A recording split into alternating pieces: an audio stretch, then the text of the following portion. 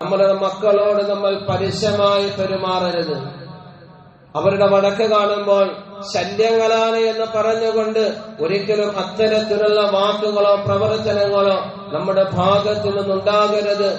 അറിഞ്ഞോ അറിയാതെയോ അവർക്കെതിരെയുള്ള വർത്തമാനങ്ങൾ ഒരു വാക്കുപോലെ നമ്മുടെ വായിൽ നിന്ന് വന്നു പോകരുത്.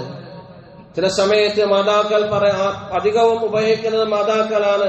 നാശം പിടിച്ച മക്കൾ, നാശം പിടിച്ചത് പലപ്പോഴും പറയാറുണ്ട്. പ്രേമുള്ളവരെ, മഹാനായ റസൂലുള്ളാഹി സ്വല്ലല്ലാഹു അലൈഹി വസല്ലമ തങ്ങൾ പറഞ്ഞു, വലാ തദ്ഉ അലാ ഔലാദിക്കും, നിങ്ങളുടെ മക്കൾക്കെതിരെ ഒരിക്കലും നിങ്ങൾ ദുആ ചെയ്തു പോകരുത്. നിങ്ങളുടെ മക്കളെ കുറിച്ച് മോശമായി ഒന്നും തന്നെ നിങ്ങൾ പറഞ്ഞു പോകരുത്. കാരണം ഉപ്പയും ഉമ്മയും നടത്തുന്ന വർത്തമാനങ്ങൾ, സംസാരങ്ങൾ, പ്രാർത്ഥനകൾ അല്ലാഹു തആല സ്വീകരിക്കും. ഒരുപക്ഷെ നമ്മുടെ മക്കളെ കുറിച്ച് ചില സമയത്ത് അവരുടെ പ്രവർത്തനങ്ങൾ കാണുമ്പോൾ നാം പറഞ്ഞു പോകുന്ന ചില വാക്കുകളുടെ ദുരന്തങ്ങളാണ് ഒരുപക്ഷെ ഭാവിയിൽ അവരിൽ നിന്ന് നമുക്ക് കാണാൻ കഴിയുന്നത്. അറിഞ്ഞോ അറിയാതെയോ പലപ്പോഴും അതിന്റെ ഉത്തരവാദികൾ നാം തന്നെയാണ് എന്നുകൂടി ഈ സന്ദർഭത്തിൽ ഓർമ്മപ്പെടുത്തുകയാണ്. അതുകൊണ്ടാണ് മുത്തുനബി സല്ലല്ലാഹു അലൈഹി വസല്ലമ തങ്ങൾ പറഞ്ഞത്, നിങ്ങളുടെ മക്കൾക്കെതിരിൽ ഒരിക്കലും ഒരു വാക്ക് പോലും അറിഞ്ഞോ അറിയാതെയോ നിങ്ങളുടെ നാവിൽ നിന്ന് ചാടിപ്പോകരുത്, നാവിൽ നിന്ന് വന്നു പോകരുത്.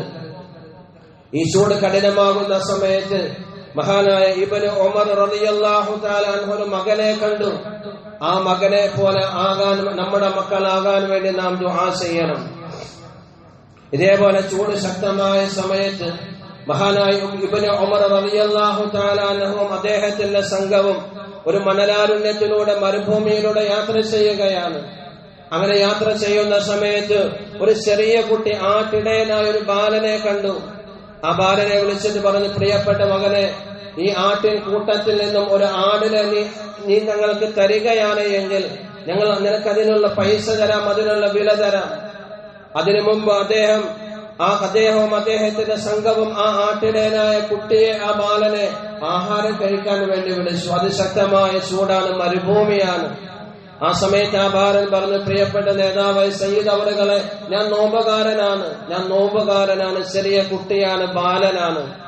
അപ്പോൾ ഇബ്നു ഉമർ റളിയല്ലാഹു തആല അൻഹു ചോദിച്ചു പോയി, കുഞ്ഞു മകനെ, പ്രിയപ്പെട്ട മകനെ, അതിശക്തമായി ചൂടുള്ള ഈ സമയത്ത് മരുഭൂമിയില് ആടിനെ മേയ്ക്കുന്ന നിനക്ക് എങ്ങനെയാണ് ഈ സമയത്ത് നോമ്പുകാരനായിരിക്കാൻ സാധിക്കുന്നത്? നിനക്ക് എങ്ങനെയാണ് നോമ്പ് പിടിക്കാൻ കഴിയുന്നത്? ഉടനെ ആ കുട്ടി പറഞ്ഞ മറുപടി, ഈ ദിവസങ്ങളെ പരലോകത്തിന് വേണ്ടിയാണ് ഞാൻ ഉപയോഗപ്പെടുത്തുന്നത്. ഈ ദിവസങ്ങൾ